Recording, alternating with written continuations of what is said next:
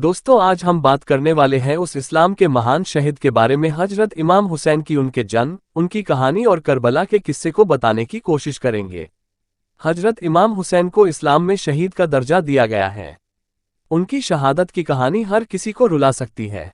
इमाम हुसैन की याद में ही मुहर्रम के महीने में उनकी शहादत को याद किया जाता है। हजरत इमाम हुसैन मानवता, प्यार और अहिंसा के प्रतीक थे। उनके करबला में शहीद होने की किस्से कई हदीसों में आए हैं। हजरत इमाम हुसैन पैगंबर हजरत मोहम्मद सल्लल्लाहु अलैहि वसल्लम के नवासे और अली इब्ने अबी तालिब, हजरत अली और हजरत फातिमा के बेटे थे। हजरत इमाम हुसैन का जन्म इस्लामिक कैलेंडर के हिसाब से 3 शाबान सन 4 हिजरी और अंग्रेजी के हिसाब से 18626 ईस्वी में मदीना में हुआ था। हजरत फातिमा आप पैगंबर हजरत मोहम्मद की बेटी थी। इस हिसाब से हजरत इमाम हुसैन पैगंबर हजरत मोहम्मद के नवासे थे। उस वक्त यजीद का शासन था। यजीद एक बहुत अत्याचारी आदमी था। वह वहां के लोगों को डराकर उन पर अत्याचार करके इलाके पर राज करता था। उसका एक ही मकसद था कि लोगों पर जुल्म करके उन्हें डरा धमका कर इलाके पर कब्जा किया जाए, ताकि लोग उसके डर से उसकी इज्जत करें और पूरे इलाके में उसका खौफ रहे। हजरत इमाम हुसैन को लोगों और समाज से प्यार था। वो यजीद की डर की राजनीति को पसंद नहीं करते थे। लोग भी आप इमाम हुसैन के समर्थन में थे। यजीद को जब इस बात का एहसास हुआ कि लोग आपके समर्थन में हैं, उसने सोचा कि अगर हजरत इमाम हुसैन भी उसका समर्थन करेंगे तो लोग भी उसका यानी यजीद का समर्थन करेंगे। लेकिन हजरत इमाम हुसैन ने यजीद की हर बात मानने से इनकार कर दिया था। यजीद ने फिर यह योजना बनाई कि जो उसकी बात नहीं मानेगा या उसके खिलाफ जाएगा वो उसे जान से मार देगा। हजरत इमाम हुसैन को भी वो मरना चाहता था। इस बात का अंदाज़ा आप हजरत इमाम हुसैन को हो गया था। जब हजरत इमाम हुसैन को मालूम चला कि यजीद उनको मारना चाहता है तो उन्होंने अपने परिवार की हिफाजत के लिए मदीना छोड़ने का फैसला किया और मक्का जाने का फैसला किया। तब हज का महीना भी चल रहा था, यानी काफ़ी लोग उस वक्त पवित्र शहर मक्का में हज के लिए जा रहे थे।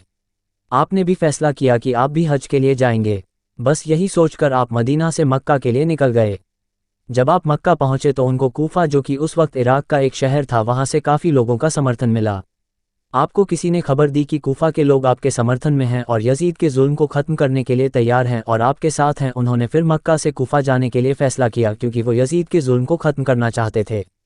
उस वक्त मक्का के कई लोगों ने आपको समझाया कि आप कूफा न जाए, मौला वहां आपकी और आपके परिवार की जान को खतरा हो सकता है। लेकिन आपने बड़ी सूझबूझ से फ़ैसला किया कि वो कूफा जाएंगे और लोगों से मिलेंगे। यजीद की सेना आपको कूफा नहीं जाने देना चाहती थी, इसलिए उन्होंने कूफा के रास्ते पर अपनी सेना लगा दी और इमाम हुसैन के काफिले को कूफा की जगह करबला की ओर जाने के लिए मजबूर किया। करबला, जो कि उस वक्त की एक बीहड़ जगह और गर्म रेगिस्तान था, जहां सिवाय बंजर ज़मीन के कुछ नहीं था।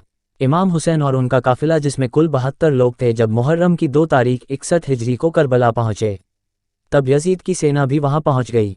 मुहर्रम की 7 तारीख को यजीद की सेना ने करबला में मौजूद एक नहर फुरात नदी पर पहरा लगा दिया, ताकि हजरत इमाम हुसैन और उनका काफिला पानी नहीं पी सके, और अगर पानी पीने आए तो उन्हें उसी वक्त मार दिया जाए। हजरत इमाम हुसैन फिर भी यजीद की सेना के सामने झुकने को तैयार नहीं थे। वह बिना पानी के अपना सफ़र करते रहे। करबला के रेगिस्तान की इतनी गर्मी में बिना पानी के रहना बहुत मुश्किल था। बिना पानी के हजरत इमाम हुसैन के बच्चे प्यास से तड़पने लगे, क्योंकि उनके पास न पानी बचा था न खाना। बिना पानी और भूख के रहते हुए उन्हें 2 दिन हो गए थे। मुहर्रम की 9 तारीख को यजीद की सेना ने करबला में आपके काफिले पर हमला कर दिया। उस वक्त हजरत इमाम हुसैन ने यजीद की सेना से 1 रात की मोहलत मांगी, ताकि आप मुहर्रम की 9 तारीख की रात अल्लाह की इबादत कर सके और अल्लाह से अगले दिन जंग में फ़तह हासिल करने की दुआ मांग सके। 1 रात की मोहलत मिलने के बाद हजरत इमाम हुसैन, उनके परिवार और काफिले ने रात भर अल्लाह की इबादत की। मुहर्रम की 10 तारीख को जंग का ऐलान दोनों ओर से हुआ। दोपहर में नमाज के बाद यजीद की सेना आपके काफिले पर हमला कर दिया। हजरत इमाम हुसैन समेत 72 योद्धाओं ने यजीदियों से डटकर मुकाबला किया। जंग में आपके सभी योद्धा शहीद हो चुके थे। तब अकेले इमाम हुसैन ही अकेले बचे थे। तभी अचानक उनको अपने 6 महीने के बेटे अली असगर की आवाज़ सुनाई दी, जो कि 3 दिन से प्यास से तड़प रहा था। उनका बेटा भूख और प्यास से बेहाल था। आप हजरत इमाम हुसैन को अपने बेटे की यह हालत देखी नहीं गई और वह उसे अपने हाथों में उठाकर करबला में ले गए।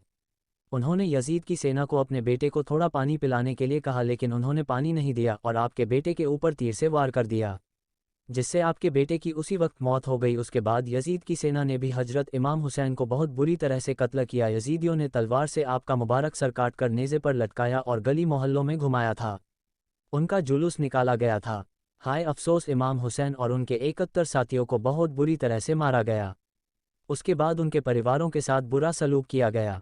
हाय अफसोस, ये देखकर हर किसी की आंख में आंसू थे सिवाय यजीदियों के। खैर, इमाम हुसैन की शहादत को इस्लाम कभी भुला नहीं सकता। इनकी ही याद में मुहर्रम के महीने में मातम किया जाता है और हजरत इमाम हुसैन और उनके परिवार की कुर्बानी को याद किया जाता है।